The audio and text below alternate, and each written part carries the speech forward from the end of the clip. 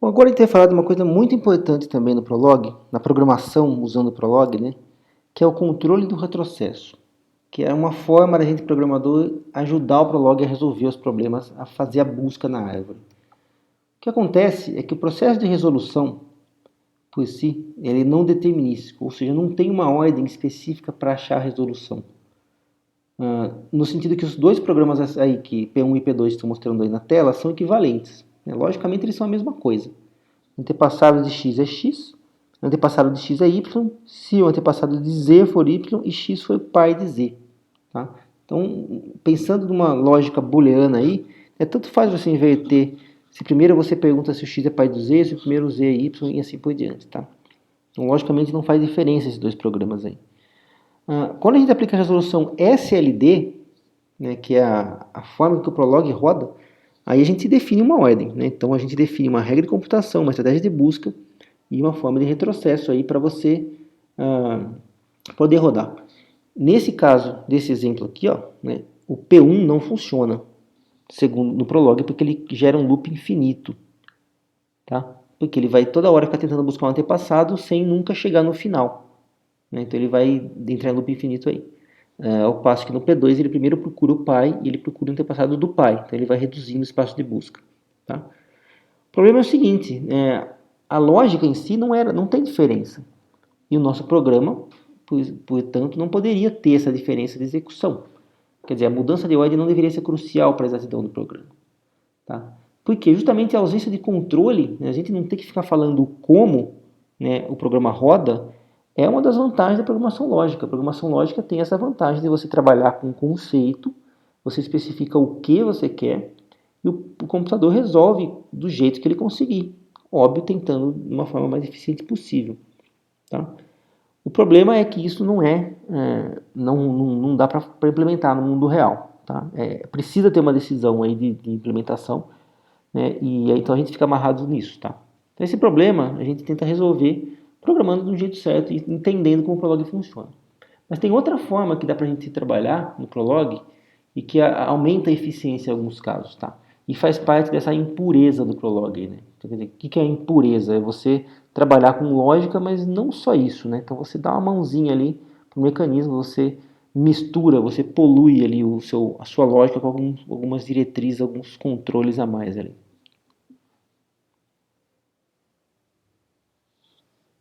Bom, para falar um pouco mais desse mecanismo aí, que é o controle de retrocesso, vamos considerar um exemplo aí da função aí que define os valores de x, 0, 2, da função de f de x, 0, 2 ou 4, dependendo do valor de entrada x. Tá? Se o x for menor que 3, o valor é 0.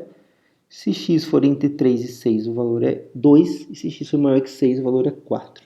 Tá? Considerando aí os intervalos definidos na tela. Se eu fizer o seguinte programa, eu consigo implementar a lógica corretamente, né? Quer dizer, o f de x é definido com 0, se x menor que 3, f de x é 2 se 3 menor ou igual que x, e x menor que 6, lembrando que a vírgula é o e, né? E o f de x é 4 se o 6 é menor ou igual que x. Tá? Se eu for fazer essa consulta aqui, vamos fazer um exemplo. Se eu passar o valor 1 e eu quero o resultado R, né? Lembrando que o meu programa foi definido assim, né? Eu passo dois argumentos, o primeiro argumento é o x e o segundo argumento é o resultado.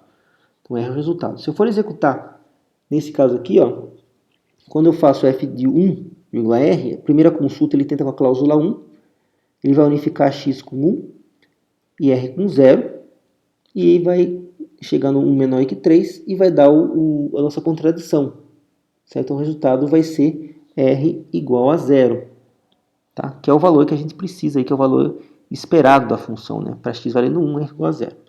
Só que o processo de busca do Prolog ele continua. Né? Você poderia continuar executando, ele iria tentar unificar o x com 1 e o r com 2, aí iria fazer a comparação aritmética ali, 3 é menor que 1? Não. 1 é menor que 6? Também não. Então ele daria uma falha ali na hora de tentar fazer a contradição. E a mesma coisa você tentasse fazer a unificação do x com 1 e o r com 4. Também não daria certo a comparação aritmética. Então vamos ver isso aqui rodando lá na prática para a gente discutir um pouco mais. Bom, então criei um exemplo de um programa com essa função. Tá? Então f de x é 0 se x menor que 3, f de x é 2 se 3 é igual ou menor que x menor que 6, e f de x é 4 se 6 menor ou igual que x. Tá? Então Vamos salvar e vamos rodar aqui o programa.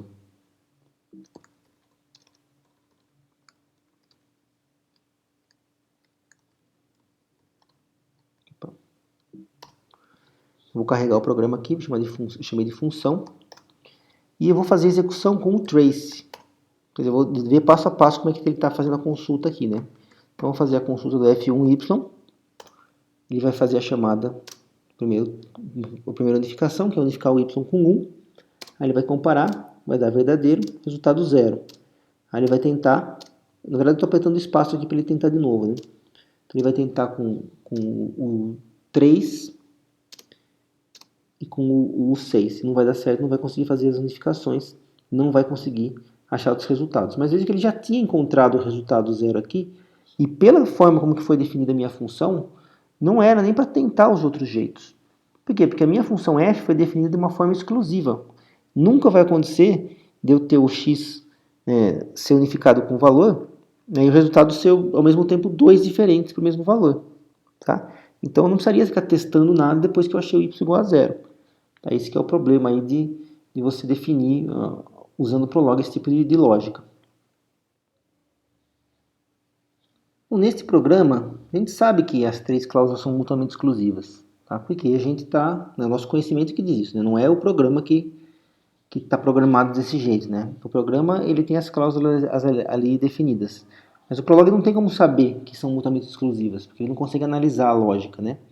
A gente que sabe disso. Então a gente, sabendo disso, deveria conseguir de alguma forma podar essa árvore de busca para evitar, né, que esse trecho aqui que está sendo marcado em cinza não fosse executado, se fosse o caso de ele conseguir resolver pela primeira opção. Tá? Isso é feito através do predicado de coit, que é o símbolo de exclamação ali, tá? Que logicamente funciona como uma cláusula que tem o valor true, valor verdadeiro. Tá? Só que tem um efeito colateral no processo de resolução, que é a seguinte: assim que o interpretador passa pelo coit, ele passa pela exclamação, ele automaticamente não testa mais as formas ainda não testadas daquilo que veio antes da exclamação, do lado esquerdo. Então, nesse caso aí, eu tenho uma cláusula que diz A, C, B, C, coit, D, E. Tá? Então, ele vai tentar diversas formas de encaixar o A, de encaixar o B, encaixar o C com instanciações e unificações distintas. Tá?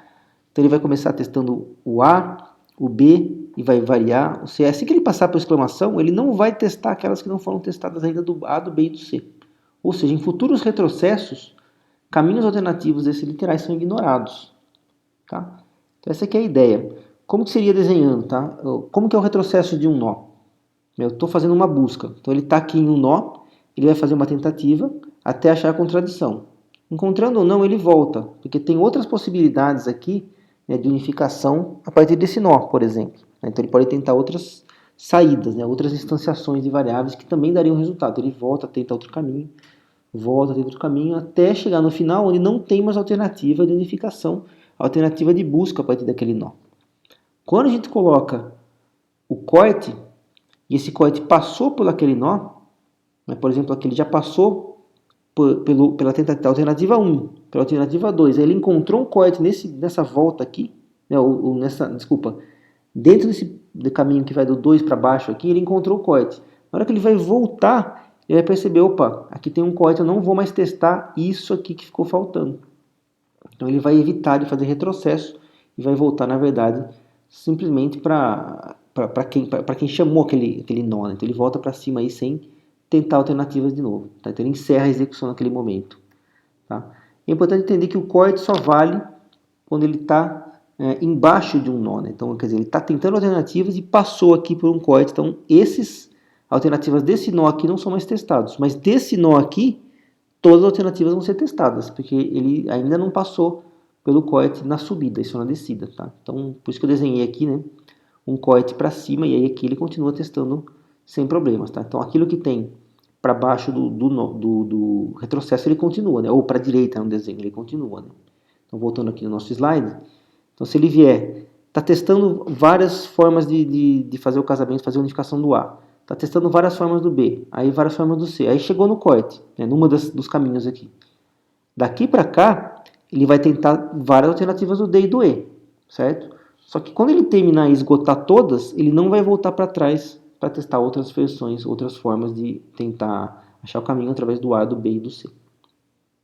Certo? Então a gente poderia redefinir nosso programa para ser mais eficiente, dizendo para o interpretador Prolog que uma vez que ele conseguiu, nesse caso aqui, ó, fez a unificação do x com o valor de entrada, fez o x menor que 3, foi verdadeiro? Se isso aqui foi verdadeiro, ele vai passar por outro lado do E, né? Ele vai tentar esse cara aqui, que é a exclamação. Se ele passar pela exclamação, ele vai falar, opa, então o x e as outras formas do f, né, que é esse aqui seria o A, que seria o primeiro, né? O x não vai ser testado com nenhum outro valor e nenhuma outra forma do f. Então ele vai parar e não vai testar o C2 e o C3 mais. Bom, então vamos ver esse exemplo rodando na prática aqui, né? Então vamos fazer o seguinte, ó. Qual que é a nossa primeira cláusula? Ela diz que a função de x é 0 se x é menor que 3. Eu vou colocar uma vírgula aqui, ou seja, ele só vai passar a analisar o que vem aqui adiante, né? Qualquer coisa que eu colocar aqui só vai ser analisado se o x for menor que 3. Então eu vou botar uma exclamação aqui. Ou seja, ele vai passar pela exclamação, não vai mudar a lógica, porque a exclamação tem valor true, né? Só que na hora que eu tentar fazer a execução, ele não vai tentar nenhuma outra forma de avaliar o x menor que 3 e nenhuma outra forma de avaliar o f. Tá? Ou seja, ele não vai testar essas duas aqui, porque ele passou do corte. A mesma coisa aqui embaixo. Ó. Posso colocar uma exclamação aqui. Ele vai evitar de testar o f de x4, né, esse aqui, caso ele tenha passado por esse e chegado nesse ponto aqui. Tá? Então vamos salvar. Vamos testar aqui. Vamos carregar minha função. E vamos fazer aqui a execução, né, com o trace, para lembrar que a gente vai fazer análise passo a passo. Então vou tentar o F1Y, ele vai fazer a tentativa, vai fazer a comparação com 1 e 3, deu verdadeiro, e ele saiu, ó, ele nem deu opção para mim de continuar a execução, porque ele chegou no corte e aí ele cancelou todos os retrocessos. Se eu fizer o F de 5Y, ele vai tentar, primeiro caso, menor que 3, não. Então ele vai falhar. Vai tentar com outro valor agora, com outra cláusula, 5, que é o 3 menor ou igual que 5 e 5 menor que 6. Deu verdadeiro, então o resultado é 2. E ele nem vai tentar a terceira opção. Tá? Se eu rodar com um valor de 7, aí ele funciona igual, porque ele vai testar todas as três cláusulas mesmo. Tá? Igual a 4. Então no caso da consulta com o 7 não fez diferença. Mas para os outros dois fez diferença sim, porque ele não precisou fazer a comparação à toa quando você encontrou o valor do x. E eu poderia melhorar ainda mais o nosso programa, simplificando aqui. Ó. Eu poderia vir aqui e eliminar a comparação do x maior ou igual que 3. Por quê? Porque se ele rodar essa segunda linha aqui, ele só vai rodar essa segunda linha quando ele não conseguir satisfazer a primeira. Por quê? Porque o controle do retrocesso aqui, exclamação, ele previne isso. Quer dizer, ele só vai passar e testar esse cara aqui, se o primeiro falhou. Esse primeiro falhou. Certo? Então, com o segundo corte ali, eu consigo deixar ainda mais eficiente o meu programa. Tá? E aí eu poderia fazer uma outra comparação ainda, que é ignorar o valor aqui. Quer dizer, ele sempre vai ser 4 se ele falhar os de cima. Então eu posso deixar uma cláusula bem definitiva mesmo. Qualquer coisa, qualquer f é 4, desde que ele passe por esse aqui e não chegue no corte. E ele vai funcionar do mesmo jeito, de uma forma mais eficiente ainda, né? Então vamos lá, ó. Deixa eu carregar o meu função, chamar o trace, e vamos executar com f de 1. Ele vai funcionar e deu 0. Se eu chamar com f de 5, ele não vai conseguir o primeiro e vai para o segundo. E no segundo ele nem testa se o 5 é maior do que 3, porque não precisa, porque ele já falhou em ser menor, então ele obviamente é maior. Então ele vai funcionar aqui. E se eu testar com a versão rodando com 7, ele vai tentar o primeiro, vai tentar o segundo, e ele vai definitivamente definir o valor de y como 4. Então essa terceira versão do programa é a mais eficiente de todas aí, no caso de não fazer execuções e buscar na árvore à toa. Olha aqui um outro exemplo de corte para melhorar a eficiência. Esse aqui é a versão do predicado de busca, né, para você saber se um elemento pertence a uma lista. A primeira versão ali de cima ela é sem corte, que define que um X é membro de uma lista sem for na cabeça ou que ele é membro da cauda. Só que se ele é membro da cabeça, se o X aparece na cabeça, eu não preciso continuar buscando. Então eu não preciso testar a alternativa ali de baixo. Então eu posso colocar o coit ali e ele funciona de uma forma mais eficiente, evitando a busca no elemento na cauda se eu já achei ele, né? Porque basta que ele apareça uma vez na cabeça, não preciso mais continuar procurando.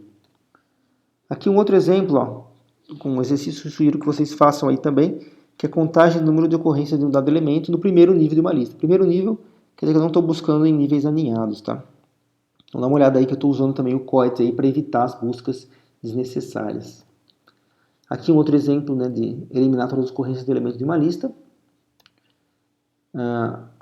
Dado uma lista de números, separar em duas, sendo uma com os positivos e o zero e outros com os negativos. Também estou usando o coit para evitar o teste desnecessário. Aqui também, essa aqui é o mesmo exercício, né? Só que aqui eu estou usando separar em duas, sendo uma com os positivos e outra com os negativos, descartando o zero. E com isso a gente chega a uma discussão, que é a importância do coit e o seu efeito negativo que pode acontecer.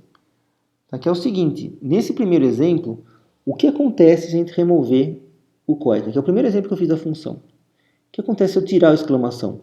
A resposta é, ele continua funcionando, produzindo respostas corretas, certo? Porém, ele vai rodar mais lento, ele vai ter que testar mais coisas à toa, né? Mas ele continua funcionando. Isso que é importante entender, quer dizer, a lógica tá correta desse programa aqui. E na segunda versão, que eu falei que era mais eficiente, né? Que realmente era, eu mostrei rodando lá, ele evita de fazer uns testes, mas o que acontece se eu tirar o coit? O programa para de funcionar corretamente, ele começa a dar respostas que não são verdadeiras, tá? A lógica desse programa está falha. E a gente dá um nome, né? Alguns autores dão um nome aí de coit verde e vermelho, né? O coit verde, ou exclamação verde, é aquele que pode ser removido sem alterar a lógica. Ou seja, sem o coit, o programa nunca dá errado. O vermelho é aquele que altera a lógica quando removido, tá? Sem o coit, o programa algumas vezes leva a respostas erradas, tá? Qual o problema do coit, então? A gente tem que tomar esse cuidado. Não basta a gente sair distribuindo coits à torto e direito, a gente pode quebrar a nossa lógica e pode levar a problemas que é justamente na motivação principal de usar Prolog. Você vai usar Prolog quando você quer focar na lógica. Se você quer uma coisa mais eficiente, você quer um processamento rápido, e você não está conseguindo usar o Prolog para fazer isso, você vai ter que partir para a programação alternativa. Tá? Você pode até tentar usar o coit, né, mas você não pode usar ele de uma forma abusada, digamos assim. Tá? A gente tem que evitar os coits vermelhos aí. O que eu estou dizendo aí que é um estilo de programação preguiçoso, que é você tentar ir podando árvores ao invés de pensar na lógica correta. Tá? Então, a gente tem que tentar evitar a todo custo esse tipo de coit. Então, essa aqui é a moral da história aí do controle de retrocesso. Aqui tem um outro exemplo, né, onde eu estou fazendo aqui o cálculo do mínimo múltiplo comum usando o coit. Então, tem aí uma definição de MMC de XYZ, que a definição é a seguinte: o MMC vai ser de XY vai ser Z quando o Z é positivo, quando a divisão de Z por X é zero e quando a divisão de Z por Y é zero. Desculpa, resto da divisão. O resto da divisão de Z por X é zero e o resto da divisão de Y é zero. E aí ele para de fazer o teste. Então ele tem ali a exclamação que evita que ele continue testando, né, outras alternativas, outras formas de analisar os valores de Z e de X. Tá? E aí embaixo a definição de positivo. Tá? Esse programa ele só funciona por causa do coit. Porque se eu tirar o coit dali, ele vai conseguir encontrar outros múltiplos comuns e não somente os mínimos. Como eu estou crescendo o positivo de baixo para cima aí embaixo, então o positivo é 1 e o Z é sempre somando de 1 em 1 a partir do 1. Então ele vai começar de baixo para cima o cálculo das divisões. E assim que ele encontrou um correto, ele não testa mais. Então a gente sabe que é o mínimo múltiplo comum por causa desse mais 1 aqui, né? Só que esse coit estraga a nossa lógica. Então, o que eu sugiro agora que você faça? Dá um pause no vídeo e tenta resolver esse programa aí com lógica real, né? Isso não dependendo do coit, para você ver realmente a importância de você pensar na lógica para você não depender do coit como um mecanismo de lógica. Ou se você não pausou o vídeo, ou se você tentou resolver e não conseguiu, tem mais uma chance agora. Então, antes de seguir adiante com o vídeo, agora tem mais uma dica. Tente aplicar a seguinte lógica. O MMC de dois números é a multiplicação de A por B, né, os dois números, dividido pelo MDC de A e B, onde MDC é o máximo divisor comum. E aí dá uma pesquisada no algoritmo de Euclides, o algoritmo euclidiano, para você calcular o máximo divisor comum. Faz um trabalhinho aí, tenta fazer isso, dá um pause no vídeo, depois você volta para conseguir ver a solução minha aí. Bem-vindo de volta, espero que você tenha pausado o vídeo e tentado resolver antes de partir para o próximo slide aqui. E está aqui a solução usando a fórmula, o algoritmo de Euclides. Então, primeiro a gente calcula o MDC, está aqui embaixo, então tem uma definição aí com 4 cláusulas para calcular o MDC, e aí eu uso o resultado do MDC para calcular o MC. O MDC é a aplicação do algoritmo de Euclides, ele é muito simples. Então você primeiro vê se um dos dois operandos ali, se o primeiro ou o segundo é zero, o resultado é próprio x, que é o divisor comum do zero também. Se os dois números de entrada forem iguais, a saída é igual. Essa cláusula aqui, a terceira cláusula, ele vai ordenar corretamente. Então ele depende de que o x2 seja maior do que x1. Tá? Que se o x2 é maior do que x1, ele vai inverter aqui a chamada de forma que o x1 fique maior do que o x2, que é a condição de execução para essa última cláusula. Tá? Então sempre o primeiro vai ser maior do que o segundo. Eu já sei que o segundo não é zero, né, porque senão ele cairia aqui em cima, e eu já sei que o segundo não é igual ao primeiro, porque senão ele cairia aqui em cima. Tá? E aí, eu estou reforçando essas condições, tá? Justamente para não depender do corte. Então eu estou reforçando que o x1 é maior do que o x2 e que o x2 não é zero, mesmo tendo esse teste aqui em cima. Tá? E eu calculo o resto da divisão de x1 por x2. Né? E eu vou usar esse valor, que eu vou chamar de x3, recursivamente para o próprio MDC de novo. Tá? Então eu vou chamar esse MDC recursivamente até cair numa das condições básicas, que é esse daqui, né? Que é a primeira ou a segunda. Tá? Com isso calculo o MDC, esse é o algoritmo de Euclides. E aí eu aplico a fórmula. Eu calculo o MDC dos dois números, jogo um y1, e aí eu calculo x1 vezes x2 dividido por y1, o resultado é y. Então estou aplicando a aritmética aqui com o operador is. E aí eu consigo definir o MMC de dois números sem depender do corte. Tá? Veja que tem alguns testes aqui desnecessários, tá? Mas essa lógica está correta. Esse programa, logicamente, é melhor do que o programa anterior, que estava usando o corte de uma forma vermelha. Né? Então essa aqui é a solução logicamente mais correta, aqui, ainda que menos eficiente. Um resumo da história aí do corte, né? Quando você tem um corte vermelho, provavelmente a lógica está errada. Tá? Como o caso do primeiro MMC, a lógica não estava testando se eram realmente mínimos múltiplos, e sim apenas múltiplos em comum. Né? Ou seja, a lógica é que é vermelha. Então se você está trabalhando com muitos cortes e você está dependendo muito disso para funcionar, você não está programando corretamente a lógica.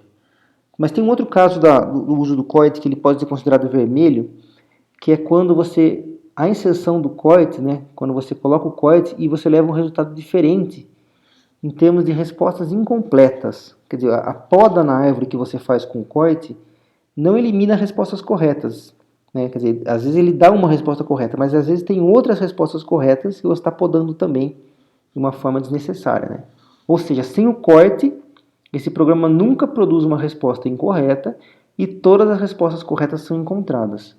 Com o corte, ele nunca produz uma resposta incorreta ainda. Quer dizer, não é a mesma situação do MMC ali, né, que é o primeiro exemplo que pode produzir respostas incorretas. Né?